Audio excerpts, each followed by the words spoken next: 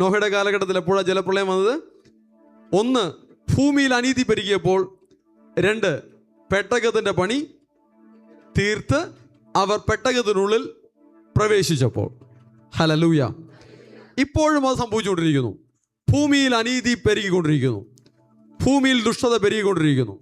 ഈ അന്ത്യകാലത്തിലെ ജനത്തിൻ്റെ സ്വഭാവം എന്തായിരിക്കുമെന്നുള്ളതിനെക്കുറിച്ചും തിരുവചനം വളരെ വ്യക്തമായി പറയുന്നു. ഈ അന്ത്യകാലം കർത്താവ് പറഞ്ഞ അതേ ഒരു കാലഘട്ടത്തിൻ്റെ അവസ്ഥയിൽ തന്നെയാണ് പൊയ്ക്കൊണ്ടിരിക്കുന്നത്.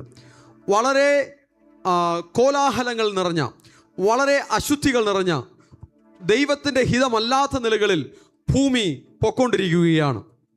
നോഹയുടെ കാലം പോലെ തന്നെ മനുഷ്യപുത്രൻ്റെ വരവും ആകും. ഇന്ന് ഭൂമിയിൽ കഷ്ടത നിറയുമ്പോൾ, പ്രശ്നങ്ങൾ പെരുകുമ്പോൾ, അനീതി പെരുകുമ്പോൾ, ദുഷ്ടത പെരുകുമ്പോൾ മനസ്സിലാക്കുക, ഇത് നോഹയുടെ കാലത്തിന് തുല്യമാണ്. നോഹയുടെ കാലഘട്ടത്തിൽ ദൈവത്തിൻ്റെ മനസ്സിനെ വേദനിപ്പിക്കുന്ന, ദൈവത്തിന് വ്യസനമുണ്ടാക്കുന്ന പ്രശ്നങ്ങൾ ഈ ഭൂമിയിലുണ്ടായി. ഇന്നും അത് തന്നെ ഉണ്ടായിക്കൊണ്ടിരിക്കുന്നു. അതിൻ്റെ അർത്ഥം നോഹയുടെ കാലം പോലൊരു കാലമാണ് ഈ കാലം.